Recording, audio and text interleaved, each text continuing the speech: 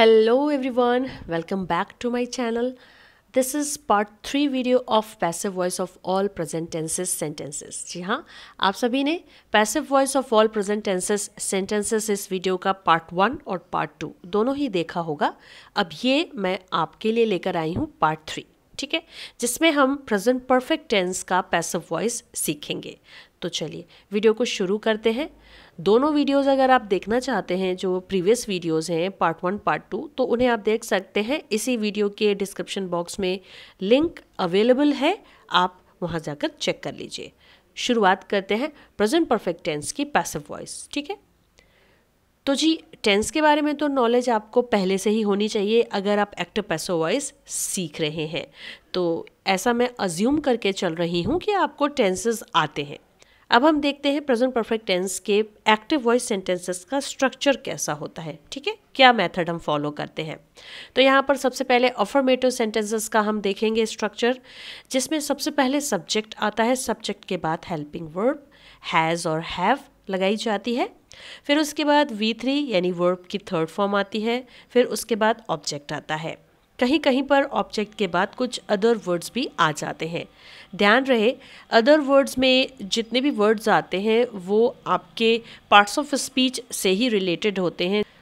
जैसे प्रपोजिशन हो सकती है और उसके साथ में कुछ एडवर्ब्स भी हो सकते हैं, कुछ और वर्ड्स भी इंक्लूडेड हो सकते हैं अदर वर्ड्स में. ठीक है, तो ये आपका हो जाता है अफर्मेटिव सेंटेंस का स्ट्रक्चर.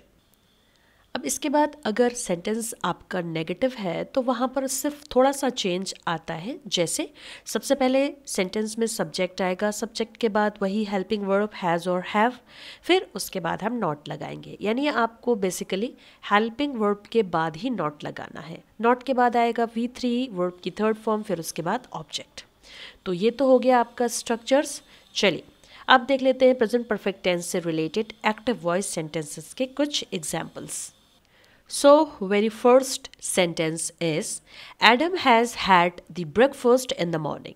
यानी एडम सुबह नाश्ता कर चुका है, या फिर एडम ने सुबह ही नाश्ता कर लिया है. इस सेंटेंस में एडम नाउन वर्ड एक सब्जेक्ट है. सब्जेक्ट के बाद देखिए यहाँ पर हैज़ हेल्पिंग वर्ब लगाई गई है, क्योंकि सिंगुलर नंबर नाउन वर्ड के साथ हैज़ ही लगाया जाता है. दोस्तों हेल्पिंग वर्ब के बाद अब हमें लगाना है मेन वर्ब, और वो भी वर्ब की थर्ड फॉर्म.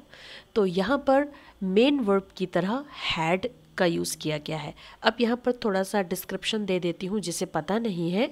समटाइम्स खाना खाने के लिए हम इंग्लिश ग्रामर में हैव का यूज़ कर लेते हैं. ठीक है, हैव मतलब कुछ खाना खाना या लेना, इस तरीके से. तो जब हैव का यूज़ किया जाता है तो इसकी भी आपकी 3 फॉर्म्स बन जाती हैं, क्योंकि हैव का यूज़ हम एज अ मेन वर्ब कर रहे हैं. तो हैव की सेकंड फॉर्म होती है हैड, और थर्ड फॉर्म भी हैड ही होती है. ठीक है, तो अब चूंकि यह सेंटेंस आपका प्रेजेंट परफेक्ट टेंस का है जिसमें हमें वर्ब की थर्ड फॉर्म लगानी है, इसलिए हम हैव मेन वर्ब की थर्ड फॉर्म हैड का यूज़ करेंगे, जो कि हमने यहाँ पर लगाई है हैड. ठीक है, तो आपको याद रखना है कि समटाइम्स हम खाना खाने के लिए, डिनर खाने के लिए हैव का यूज़ भी कर सकते हैं, उसकी तीनों फॉर्म्स के साथ हैव, हैड, हैड. चलिए अब देखते हैं एक और sentence. She has drunk the water, यानी उसने पानी पी लिया है, या फिर वह पानी पी चुकी है. तो यहाँ पर फिर से देखिए शी प्रोनाउन वर्ड का यूज़ किया गया है. सब्जेक्ट है, सब्जेक्ट के बाद हैज़ हेल्पिंग वर्ब लगाई गई है. फिर उसके बाद मेन वर्ब की थर्ड फॉर्म यानी ड्रंक का यूज़ किया गया है, और लास्ट में आपका ऑब्जेक्ट है द वाटर.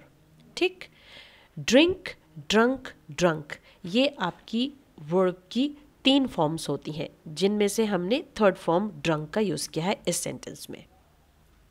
आई होप यहाँ तक आपके समझ में आ गया होगा. चलिए एक और सेंटेंस देखते हैं जो कि नेगेटिव है. They have not completed their work. इसका मतलब है उन्होंने अपना कार्य पूरा नहीं किया है, या फिर वे अपना कार्य पूरा नहीं कर चुके हैं. इस सेंटेंस में भी देखिए दे सब्जेक्ट है जो कि प्लूरल नंबर में है, उसके बाद हैव हेल्पिंग वर्ब का यूज़ किया गया है अकॉर्डिंग टू द सब्जेक्ट. फिर यहाँ पर हेल्पिंग वर्ब के बाद हमने नॉट लगाया है, क्योंकि सेंटेंस हमारा नेगेटिव है और नेगेटिव सेंटेंसेस में हमेशा हेल्पिंग वर्ब के बाद नॉट लगाया जाता है. फिर नॉट के बाद V3 यानी मेन वर्ब की थर्ड फॉर्म कंप्लीटेड का यूज़ किया गया है। फिर उसके बाद यहाँ पर हमने लगाया है ऑब्जेक्ट देयर वर्क। ठीक, चलो, तो ये सारे सेंटेंसेस आपके एक्टिव वॉइस के हैं। अब इन्हीं सेंटेंसेस को हमें पैसिव वॉइस में चेंज करना है। तो चलिए जल्दी से देख लेते हैं पैसिव वॉइस का मेथड क्या होता है, किस स्ट्रक्चर में हम पैसिव वॉइस बनाते हैं प्रेजेंट परफेक्ट टेंस के सेंटेंसेस की। तो सबसे पहले हम देख लेते हैं प्रेजेंट परफेक्ट टेंस के जो पैसिव वॉइस सेंटेंसेस होते हैं वो किस तरह से बनाए जाते हैं। तो उनका हम मेथड देखेंगे, स्ट्रक्चर देखेंगे।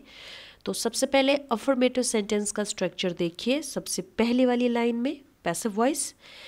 तो सबसे पहले हमें क्या करना होता है, मैंने आपको पहले भी बताया है, ऑब्जेक्ट को सब्जेक्ट और सब्जेक्ट को ऑब्जेक्ट बनाना होता है, यानी उनके प्लेस पे इन्हें रखना होता है। तो जब हम एक्टिव वॉइस सेंटेंस के ऑब्जेक्ट को सब्जेक्ट के प्लेस पर रखते हैं तो उसे बोल देते हैं न्यू सब्जेक्ट। ठीक है, सबसे आसान तरीका है समझने का। तो ऑब्जेक्ट बन गया हमारा न्यू सब्जेक्ट।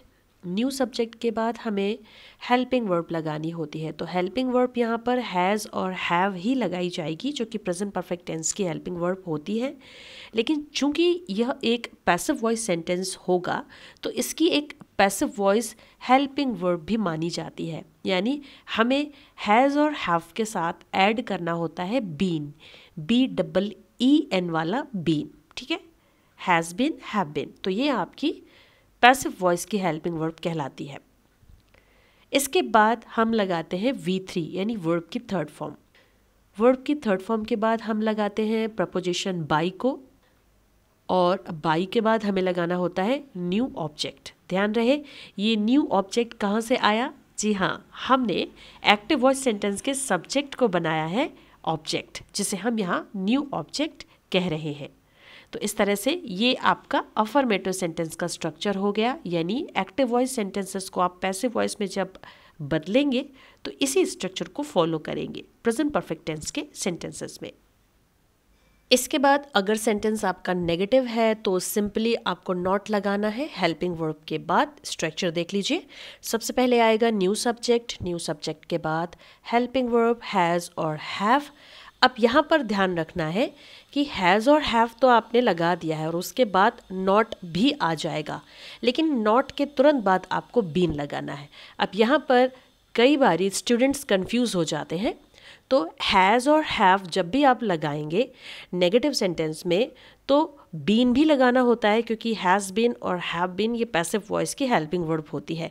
लेकिन नॉट को लगाते वक्त गलतियां हो जाती हैं, तो सिंपली आप याद रखिए कि हेल्पिंग वर्ब हैज़ और हैव और बीन के बीच में आपको हमेशा नॉट लगाना है। तो इस तरह से हैज़ और have plus not plus been, ये आपका स्ट्रक्चर रहेगा।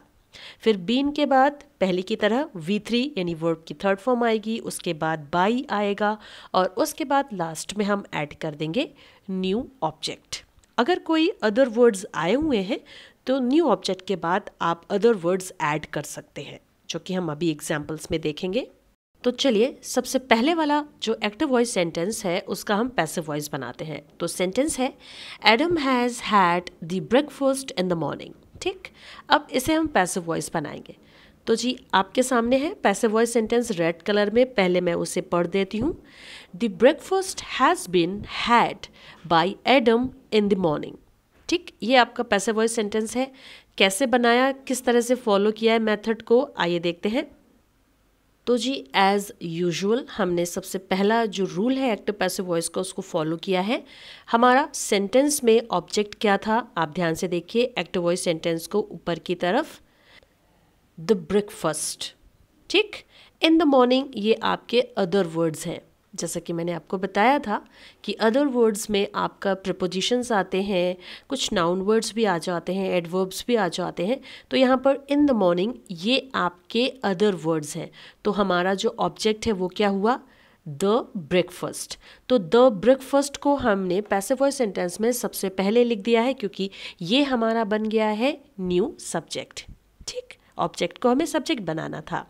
अब न्यू सब्जेक्ट के बाद हमें लगाना होता है हेल्पिंग वर्ब, यानी पैसिव वॉइस की हेल्पिंग वर्ब, जो कि आपकी होती है हैज़ बीन और हैव बीन।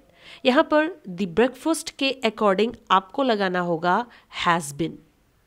तो जी यहाँ पर हमने पैसिव वॉइस सेंटेंस में हैज़ बिन आपकी हेल्पिंग वर्ब भी लगा दी है, जो कि पैसिव वॉइस की हेल्पिंग वर्ब कहलाती है। फिर उसके बाद आता है आपका V3 यानी वर्ब की थर्ड फॉर्म। अब एक्टिव वॉइस सेंटेंस की तरफ देखिए आप, यहाँ पर हमने as a main verb had का यूज़ किया था, ठीक है, हैव की थर्ड फॉर्म हैड का। तो यहाँ पर भी हम हैड ही लिख देंगे क्योंकि हैड यहाँ पर एक मेन वर्ब की तरह यूज़ की गई है, ठीक। तो हैड का यूज़ कर दिया है V3। अब V3 भी लग गया है, इसके बाद हमें बाई लगाना होता है तो बाई को ऐड कर दिया। बाई के बाद अब आएगा आपका न्यू ऑब्जेक्ट। अब ये न्यू ऑब्जेक्ट कहाँ से आता है मैं आपको रिपीटेडली बताती जा रही हूँ। न्यू ऑब्जेक्ट आपका एक्टिव वॉइस सेंटेंस का सब्जेक्ट होता है। तो हमारा एक्टिव वॉइस सेंटेंस का सब्जेक्ट क्या था? एडम। जी हाँ, this is the name of person, यानी ये नाउन वर्ड है। तो एडम को ही हमने यहाँ पर न्यू ऑब्जेक्ट बना दिया है। तो बाई के बाद ऐड कर दिया Adam. And at the last as I told you earlier, अगर न्यू ऑब्जेक्ट के बाद कोई अदर वर्ड्स आते हैं तो उन्हें हम सिंपली ऐड कर देते हैं बिना किसी बदलाव के। तो यहाँ पर हमने एडम न्यू ऑब्जेक्ट के बाद इन the morning in other words को ऐड कर दिया है। तो इस तरह से हमारा सेंटेंस बन गया पैसिव वॉइस का, the breakfast has been had by Adam in the morning. Now come to the second sentence of active voice, जो कि है she has drunk the water, यानी वह पानी पी चुकी है। इस सेंटेंस को पैसिव वॉइस में बदलेंगे। आप देख सकते हैं सेंटेंस आ चुका है पैसिव वॉइस का। पहले मैं इसको रीड करती हूँ, the water has been drunk by her, ठीक। अब यहाँ पर सेम रूल फॉलो किया गया है। एक्टिव वॉइस सेंटेंस में द वाटर ऑब्जेक्ट था, इसे हमने न्यू सब्जेक्ट बनाया, सेंटेंस में सबसे पहले लिख दिया द वाटर। फिर उसके बाद हमें लगाना होता है हैज़ और have been. Passive voice helping verb वो भी हमने यहाँ पर ऐड कर दी, हैज़ बीन। फिर उसके बाद आती है V3 वर्ब की थर्ड फॉर्म। अब चूंकि प्रेजेंट परफेक्ट टेंस में एक्टिव वॉइस सेंटेंस में भी हम वर्ब की थर्ड फॉर्म ही लगाते हैं, तो कोई दिक्कत ही नहीं है इसे बदलने की। हमने ड्रंक को एज इट इज़ यहाँ पर भी उठा के रख दिया है हैज़ बीन के बाद, ठीक है। ड्रंक आपका वर्ब की थर्ड फॉर्म हो गई। अब वर्ब की थर्ड फॉर्म के बाद बाई लगाना होता है, वो भी ऐड कर दिया। बाई के बाद लास्ट में आएगा आपका न्यू ऑब्जेक्ट, और वो है यहाँ पर हमारा हर, ठीक है। हर यहाँ पर एक ऑब्जेक्टिव फॉर्म में लिखा हुआ प्रोनाउन वर्ड है जिसकी सब्जेक्टिव फॉर्म होती है शी, यानी एक्टिव वॉइस सेंटेंस में शी आपका सब्जेक्ट था, जिसे हमने न्यू ऑब्जेक्ट बना दिया पैसिव वॉइस सेंटेंस में। तो तैयार हो गया है आपका passive voice sentence, the water has been drunk by her. अब हम चलते हैं इस वीडियो के सबसे लास्ट एक्टिव वॉइस सेंटेंस की तरफ, जिसे हम पैसिव वॉइस बनाएंगे, जो कि एक नेगेटिव सेंटेंस है। They have not completed their work, यानी वे अपना कार्य पूरा नहीं कर चुके हैं।